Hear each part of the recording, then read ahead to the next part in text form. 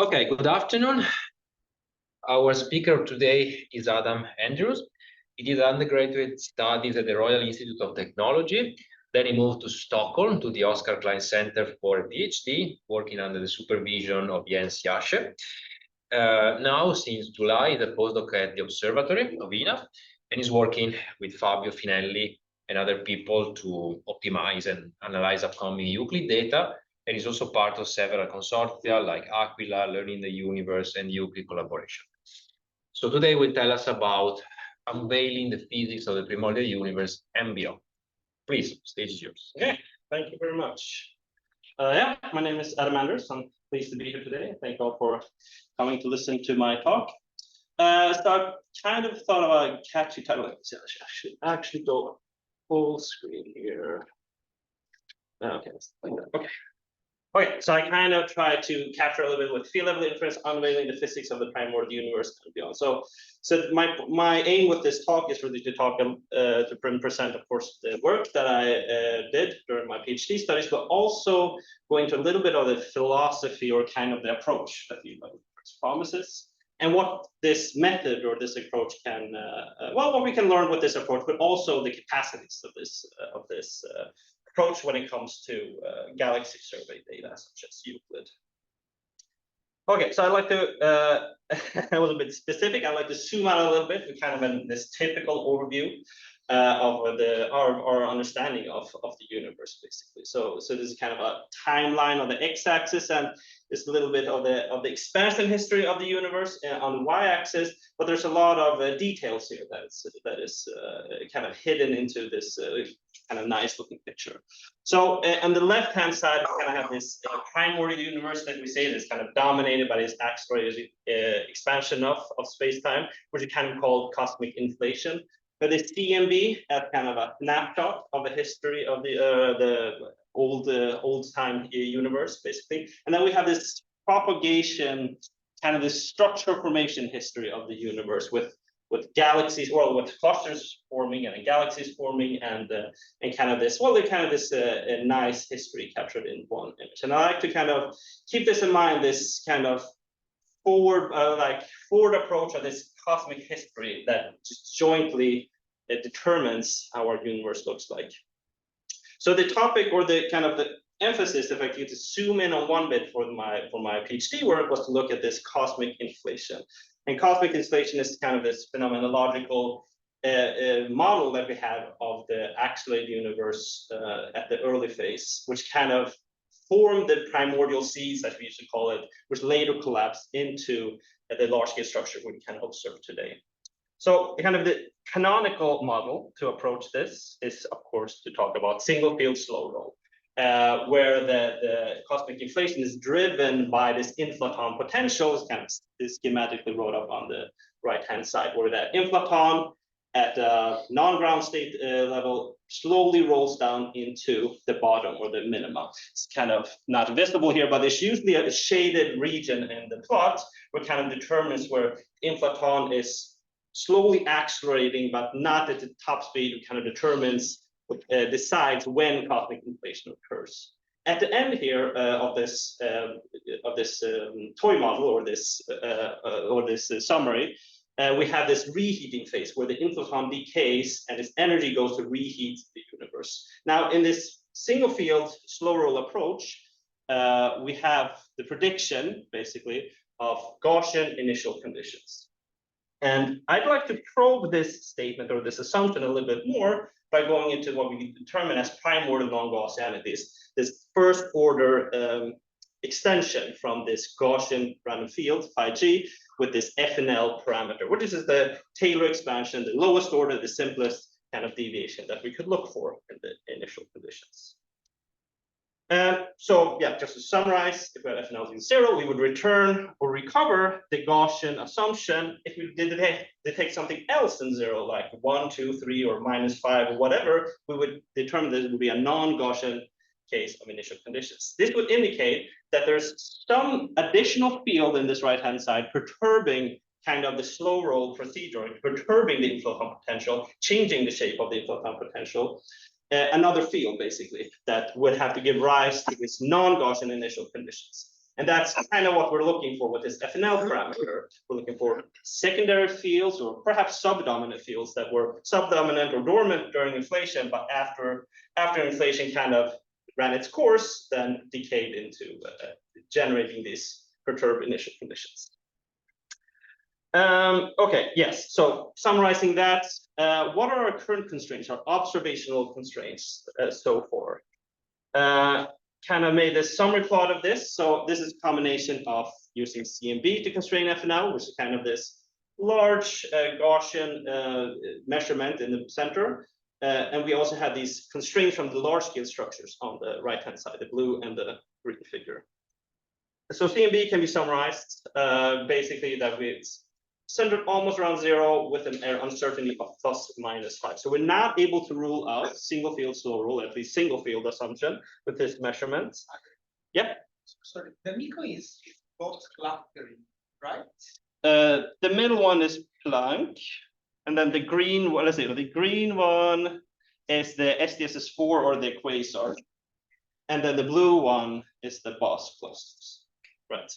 So yeah, running a little bit in front of me here because that's what I was going to get to over here basically. That the SDSS3 is this centered on -30, right? And then let's see here. I think they actually forgot to update this measurement, but yeah, the blue one should correspond to the -30, and then the last one is of course correspond to the green one basically.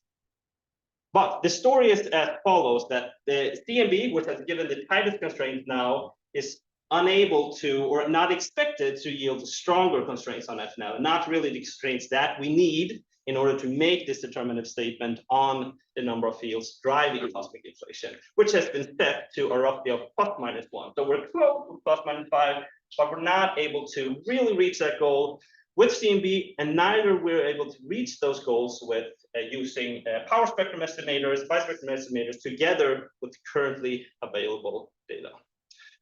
So I'd like to focus a little bit on this step on these estimators that are used to make these constraints on FNL. And I'd like to ask the question of, can we do better with these, with the data and with these estimators? So it kind of leads to the question, why would we like to go to field level inference? I haven't really defined what field level inference is yet, but this is a little bit of a motivation of the limits of power spectrum and bispectrum estimators. So this is a little bit bright perhaps, but it's intended to show a large scale structure simulation on the left-hand side. And you can kind of see these filaments and these voids and these clusters that is usually typically considered when looking at the large scale structure. Now in the middle panel, we have the same field, not really the same field, but the same field, but then we kind of use the same amplitudes, but we kind of disperse or randomize the positions of these. So we generate or we transform this nonlinear field into a Gaussian random field. The problem is that while this left-hand side has a lot of information in the nonlinear scales, these are kind of lost if you look at simply a power spectrum. If you look at the bispectrum, of course, you have more information. But the reality is that there's a lot of information, and using purely correlation functions, it's difficult to get an appreciation of all of the information that resides in this. And it's clear by this point of argument that the power spectrum is not really enough to go into and grab all of the information there. A second motivator of why I'd like to go beyond these estimators is that I'd like to maybe visualize a little bit of how FNL affects the cosmic field. So we have, in this sense, a reimagined form of the first plot that I showed, the one with the cosmic history. We have the initial conditions, a realization of the initial conditions on the left-hand side. We have the corresponding dark matter density field in the present-day universe, and from that, I've generated a galaxy field which kind of trace these large-scale structural formation or these density fields. Now, as we crank up FNL to rather high values, I must admit, but still these values which we can see actually do some visualizations of the data. We see here that the initial conditions, of course, go from a Gaussian distributed field to a non-Gaussian fields, kind of expected. But we see the corresponding changes in the density field and the galaxy field. So in the density field, we kind of see this effect that is described in the seminal Dalal paper for for FNL in large scale clustering, where we have these density fields are further sharpened, basically, more evolved, more formed, while these underdense regions or these large scale underdense regions become smoothed out. And the effect is on the right-hand side, where we have this scale-dependent bias, where the galaxies prefer to form in these overdense regions. So kind of what I wanted to explicitly show with this is that there's a lot of information in the cosmic field to constrain FNL. And I want to go beyond using simply summary statistics. I want to use the full field to kind of constrain FNL. So use all of this information together to constrain FNL. And I've decided to do this in a kind of field level inference. Okay, so here comes the kind of the highlight of the talk, so to say. What is field level inference? I usually describe it as the combination of two components or two concepts. First, we have a forward model. And in this forward model, we start off with the initial conditions of the universe. We can then add any primordial effects in theory that we would like to. In this case, we're looking only at primordial non-Gaussianity. We then forward evolve this to include structure formation effects and baryonic physics. We then add any observational effects which affect the light, or affect the light as it reaches up on the planet or in the satellites that is observing from space. And we can also add the effects that would be added to the observations as we view the universe through a limited telescope. So window function, radial selection function, any systematic effects that is involved in the satellite itself. And then at this point, we can then collapse this observation, this 3D observation of the universe, or this prediction corresponding from the initial vision, into a likelihood estimates.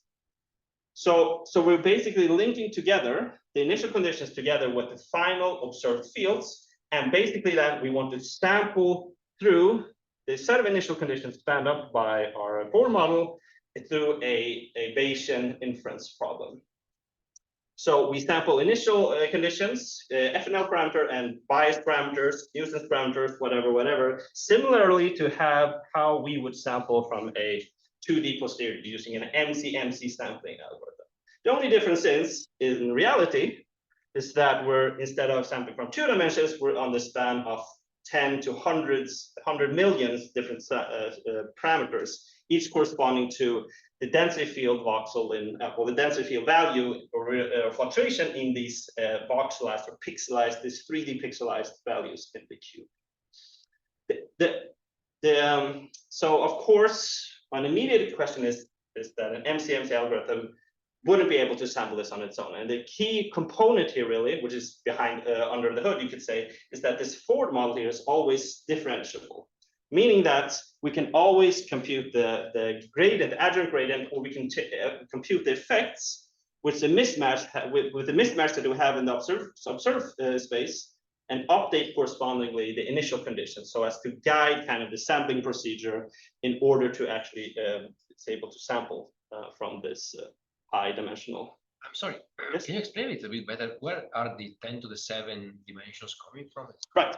So these are the cubes that are shown here are in our algorithm. They're actually pixelized or voxelized in 3D space. So we split up these cubes into 3 by 3 voxels. So basically, we split each length side up into, say, 32 cubes or 64 cubes, depending on how high we want to go with our resolution.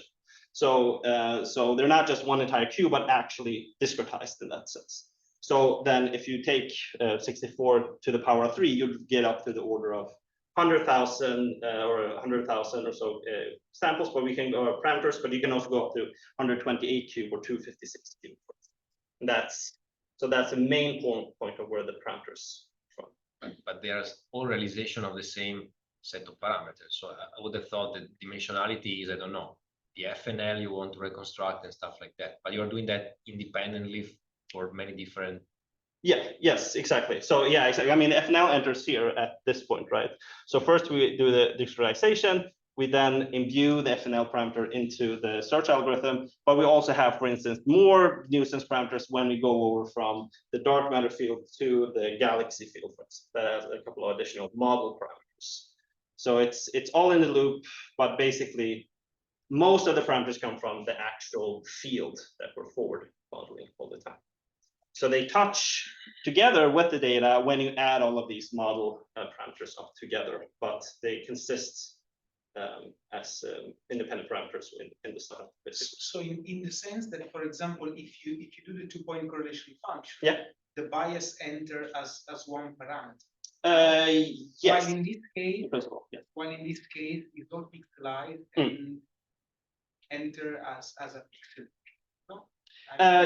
You could so that's a very good question. So what we usually do is that we span up the galaxies, the observed galaxies at the end, as different catalogs, basically, or different tracer populations. And then each subset of the entire tracers that we're looking at, or entire set of galaxies, each then are jointly added together as a catalog, and then they all share galaxy bias parameters.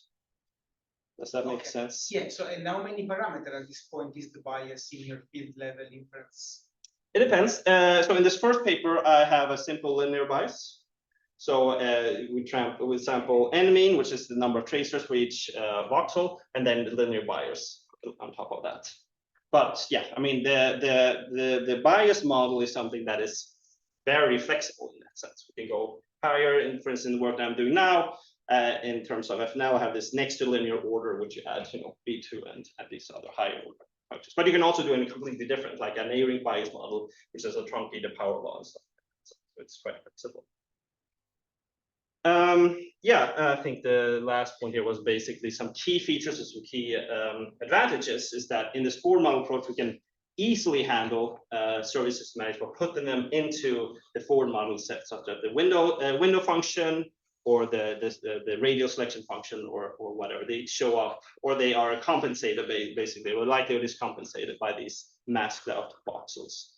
In terms of FNL, we can then combine all of the probes. So the effect that we looked at, or the types of effects that we looked at in this animation that I showed on the previous slide, we can jointly, the algorithm can jointly use these probes to constrain FNL, and they're consistently added into the framework as well. And an additional bonus, then we have the corresponding inference of initial conditions that kind of arise from this approach, basically. And I've developed my method in this Borg algorithm, which is a part of the Aquila consortium. Okay, so kind of trying to hit this home with a little bit additional step, we can kind of visualize the process which this field level inference approach takes. So there's a lot of meat to this slide, but in the top panel, first and foremost, we see actually how FNL is sampled throughout the entirety of the chain. We can see these small scale variations, which are these quick changes that the algorithm is allowed to do for a given density field. So the density field is kind of slow to move, but you can kind of see the effect of surging through this local position in the density field. And then these high scale variations, which is kind of how FNL shifts the entire density field. And the bottom, yes, let me start this, good. Okay, so bottom, we have the initial conditions together with the inferred density field. So it's kind of tricky to see here, but on the right-hand panel, I kind of zoomed in one part of the density field.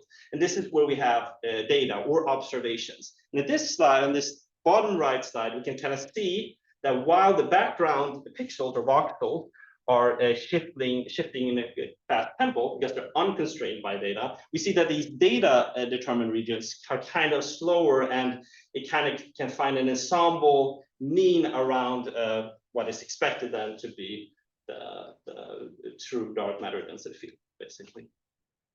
Okay, so in the first paper, in this kind of proof of concept paper where we analyzed mock data, what we did is then we took some key features of the XDSS3 survey, and we extracted these basically radial selection function and sky maps, and we then took our own FNL value and sky or galaxy counts, for instance, and then we generated our mock data, which kind of shown as this slide through the entire 3D cube. So this then captures all of these selection functions, and this is then kind of incorporated into the data analysis itself. So the main results from the first paper, as analyzing this XDSS3 mock data, is this posterior, which encapsulates the entirety of allowed FNL values, basically. So FNL, the fiducial FNL value was set at 5, so we managed to measure within that, or plus minus 9 approximately. And this is basically a statement, a full statement on the entire information that is available in the data is captured by this posterior and captured by this MC analysis. And our results are kind of promising compared to the current state of the art. So this is the SDSS3 data that we analyzed. Of course, there's also the SDSS4, but we've chosen to stick to SDSS3 for the current time being. So we're seeing that the promise of FNL, or field level inference of FNL, seems promising. There's another kind of interesting results that we noticed. So FNL is, of course, through the scale of n bias effect, most sensitive to the larger scales of the inference. But we kind of show here in the paper that as we increase the resolution, as we increase the number of voxels of how we're discretizing this 3D cube, we see that our uncertainty decreases, or our results improve as we increase the resolution. This is kind of the corresponding scale values, K values. Also made a projection for stage 4 forecast, and they show similar results that as we increase resolution, we get also similar results. Right. So yes. So from this then Mach galaxy field, we're also able to infer the underlying initial conditions, which kind of shown here at the ensemble mean of the inferred initial conditions. And we see here that these background regions where we don't have any data, they kind of become part of the cosmic prior. So kind of retrieve the cosmic prior, but we're in these regions where we have observed data, we see that we're able to make uncertainty, or we're able to make estimates of the initial conditions, but also the inferred uncertainties corresponding to these initial conditions. So there are some additional things that I'd like to just mention briefly here. So we're able to then, with this data set, go beyond and extract additional information. So we're able to capture more information than just the scale-dependent bias, which is kind of shown by this increase in resolution. We're also able to, right, and this is also showed in the other papers of Luger Ramana and Natalia Porqueres, where especially Natalia Porqueres has a similar field level inference approach for weak lens. So be able to disentangle degeneracies, for instance, and providing tighter constraints on weak lensing observables, that is omega m and sigma 8, if I'm not misremembering.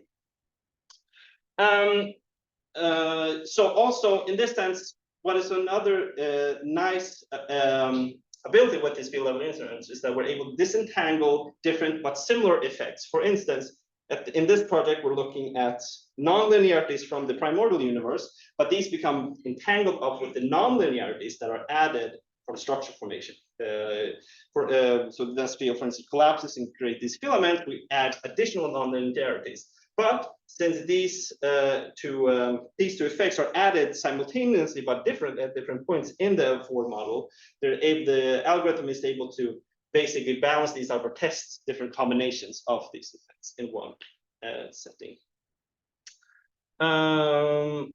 Right, and we've also been shown to be robust against unknown systematic effects. It's kind of shown in this paper by Guillaume Lobo, which I'll get back to a bit later.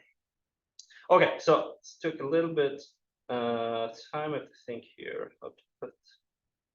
Right, I can talk a little bit about the current project that is ongoing with the Quixote dataset, which I know is a kind of a relevance at this institute.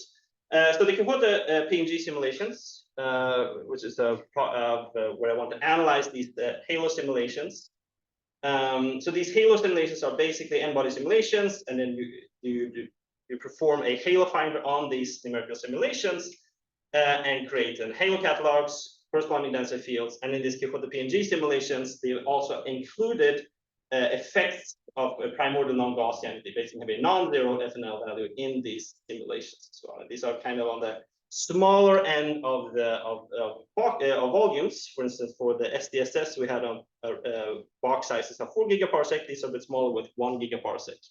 And the aim really with this project was to see if we could handle these data sets. We're moving beyond these self-consistent mock data, which we generate ourselves, instead moving to more realistic data sets. And how would this then compare with the power spectrum estimator? And in this technique that I've shown is kind of shown that the efforts that we've been making has kind of shown the promise of going beyond bispectrum and power spectrum estimators. And so yes, we're able to handle these data sets, but also it seemed to be that forecasts show that we're able to outperform current estimators in that sense. On top and side, which I just briefly went past, is that we're doing a similar forecast for Euclid observations, kind of showing here that using a Euclid survey and producing Euclid-like mock data, we're able to outperform Planck, by which the preliminary values results seem to show. Okay, I've talked a little bit about the opportunity. So basically, what are some other things that we're able to do with field level inference? So I talked a little bit briefly about this handling of survey systematics, but also handling of unknown systematic effects. So since field level inference uses this physics-informed model, it is able to detect and integrate out these unphysical signals that remain in the data. So basically making a distinction between unphysical and physical signals. You can integrate these out or marginalize these out, and then you can go back and check what the inference framework picked up. And this is kind of shown in the paper by Guillaume Lavaux in 2019, where we have these systematic effects that affecting that, or that the algorithm is correcting for. And you can kind of see these, these unknown systematic effects that popped up in the data, which you integrated out given your physics model. There's also this constant question of where should one look in the universe to look for new discoveries, or to look for effects of a certain cosmological parameter. This has been investigated by Andrea Kostic by using this F-map, the Fisher information matrices, basically changing one parameter, and I think in this case it's omega m, among other, and you can see the effects that this change in this parameter have in the large scale structure itself. You can see how these filaments change as you increase omega m and sigma 8 up and down, basically. And this can then drive exploration studies to these regions. I'm going to actually skip these next slides here and instead go over to the summary. So yeah, okay. So in the work that I've been doing and the work that I've started ongoing with Fabio is to develop this field level inference to constrain a primordial physics, in particular FNL or primordial non-Gaussianity, and we've effectively done that for SDSS3-like data. There's also this opportunity that field level inference that provides with inferred initial conditions, inferred systematics, and these S-maps, for instance, and then also reconstructions of the density field, basically. Okay, yeah, that's it for me. Thank you very much.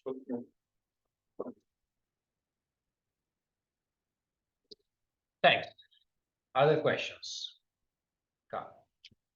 So you show some Euclid forecasts for FNL. Yes, yes. And most of the things I think you discussed was about looking at the spectroscopic catalog. Yes. Am I correct? Yes, yeah, absolutely. Yes, this was so something that I wanted to ask you, what is the possibility of moving forward, of doing, for example, 3 times 2 point and spectroscopic clustering together with this field level inference approach? So in a way of pushing for a smaller scale, yeah. 3 times 2 point will give you the possibility to go to smaller scale. Yeah, exactly, and break a couple of degeneracies. Yeah. So yeah, so that is the weak lensing, as I mentioned briefly, is the weak lensing is kind of carried out by Natalia Porqueres at Oxford University, I believe. So we're basically in the same framework of developing this galaxy clustering avenue, but also the same framework doing this weak lensing approach. And there are ideas, there have been discussions of in the framework then, I mean, there's in principle, there is no real objection to that. You can basically, if you think of the forward model approach as a flow chart, you can branch up at some point and then link to a weak lensing observable at the same time having a galaxy clustering, so having like to combine that.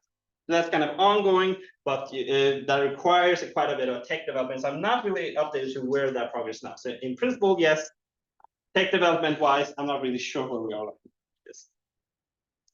Yeah. But that's nice about this approach as well, that you're able to add, I mean, we're talking about different observables, but there's also the addition to add different types of tracers in a kind of naive and straightforward way, basically. So, what is the computational cost of the approach? So you require a lot of computation time. Yes. Each Yes. So I mean, in each step of the chain, for each sample that we generate, we need to generate, I mean, several predictions of the whole model. Basically, we're running simulations a lot.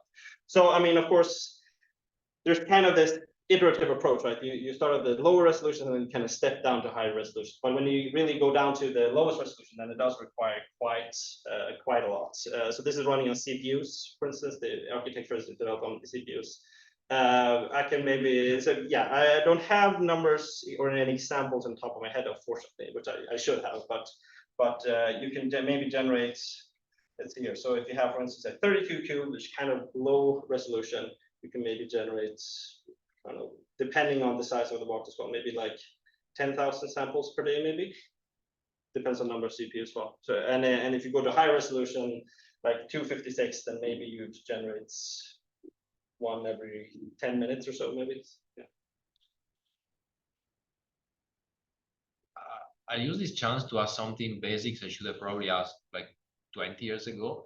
And it's not so central in your talk because I think it's in slide 2 or so when you show the plot of the potential during the inflation, etc. Okay, yeah.